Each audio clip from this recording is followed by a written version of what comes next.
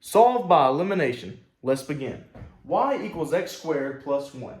X minus y equals negative 1. Those are our two equations we're working with today. So first step is we have to put this in the right order. Put this in the standard form, if you will. So that would be y equals x squared plus 1. And that would be negative y equals negative x minus 1. And that's because we distribute the x onto the other side. We're going to leave it this way because in elimination, our whole goal is to exit out some of our variables so that we may find those variables later on. It sounds confusing? It won't be in a few seconds. So let's keep it like this. Now, with the whole purpose of elimination, we need to times or multiply both of these solutions by one number that will cause the elimination of a variable. And in this case, since it's a very easy problem, this case we can use just the number 1. So we're going to leave it the exact same. So we're going to add the times by 1. So let's see, how would that work? Y minus y, that's 0, equals x squared plus 0 squared is x squared. Then we have 0x minus x is negative x. Then we have 1 minus 1 equals 0. All right, so now, as you can see, this looks very familiar. This is a quadratic form. This is in quadratic form. So what we're going to do now is we're going to put this into the x factor. Not the x-men, but the x factor. So we're going to draw the big X. A times c is 0, and b is negative 1. So what two numbers can multiply to equal 0 and add to get negative 1? It's very simple. It is 0 and negative 1. 0 times negative 1 equals 0, and 0 plus negative 1 equals negative 1. Now we have to put the a underneath these two numbers. So a is 1, a is 1. Therefore, our factors altogether, or our factor form, I'd rather say, would be x plus 0. We have to have that 0. This ain't gone. This is counted for. This is counted for. Keep that 0 there. So x plus 0 and x minus 1. Because remember, the denominator counts as the x, and the top number is what it is. Okay, x plus 0 and x minus 1. Now we must put these into factors. We must get our factors out of these. So remember what we do. What we do is we go from these two parentheses and we change it to this. X plus 0 equals 0. X plus, or not x plus, my bad. X minus 1 equals 0 because they all equal 0. So x plus 0 equals 0. X equals 0. And then for this one, whenever you distribute the negative 1, that would be x equals 1 because you add the 1 to the other side. So now we know that our x's not only live in Texas, but is 0 and 1, not negative 1, but it's 1. 0 and 1. So I'm going to box that in, and we're going to erase everything else. So now we have the x. What are we going to do to get the other variable? What are we going to do to get y? Well, it is very simple. We're going to substitute. We're going to plug in, or as Mr. Sanders likes to say, plug it and chug it. I don't know why he says that. It's kind of weird, but he says that. So we're going to plug this into the equations. Let's plug in both of these into the equation. All right. How do we do that? We can, now technically we're supposed to plug them into these equations, or at least one of these. But I'm going to go ahead and use this one because it ended up being factored anyway, so it doesn't really matter that much. So in this case, we're going to do negative y equals, let's see. You know what? We're going to do a lot simpler. We're just going to use the top one. That'd save a lot more time. Okay, so y equals 0 squared plus 1 because that's one of our x's. We're going to use 0 first. Then we're going to have y equals 1 squared plus 1 because that's another one of our x's. Now let's solve. This ends up equaling 1. 0 plus 1 equals 1. 1 plus 1 equals 2. So what's our points? How do we put this together? We already know that these are now the two y values. How do we put x and y together? We've done this tons of times, but I'll tell you again. We plugged in the x value right here, and it ended up with an output of 1. Therefore, that means this point is 0, 1. We put an input of 1 into this equation, and we got an output, or received an output of 1. Therefore, that means this equation is, or this point is 1, or not 2, my bad.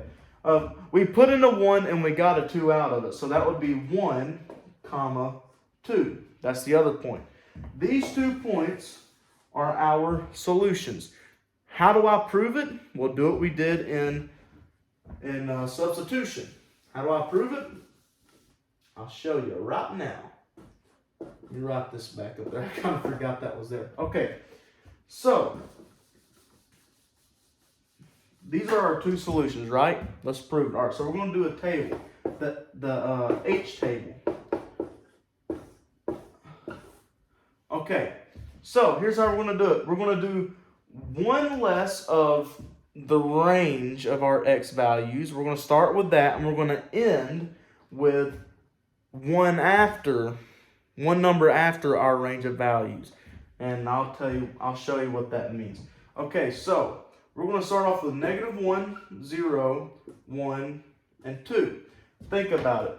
Our lowest x value out of these 2 points is 0. So we're going to do 1 less than that. That's -1.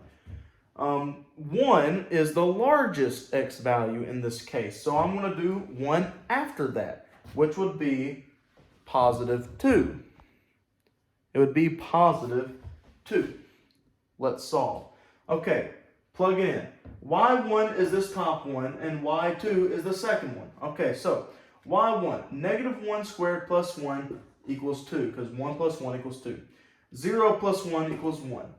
1 plus 1 equals 2.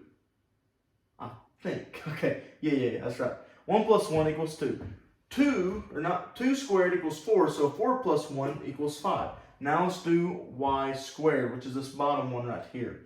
We're just going to go ahead and use this one because it'd be a lot easier, because it's going to be distributed anyways. Okay, negative y equals +1, because negative times -1. So negative y equals +1 minus 1, which is 0. Well, let's see. -1 times -1, that's +1 minus 1, that is 0. Divide the negatives, is still 0 no matter what. Then let's put in the 0 right here. So now it's -y equals 0 minus 1, so that's -1. Or is it -1?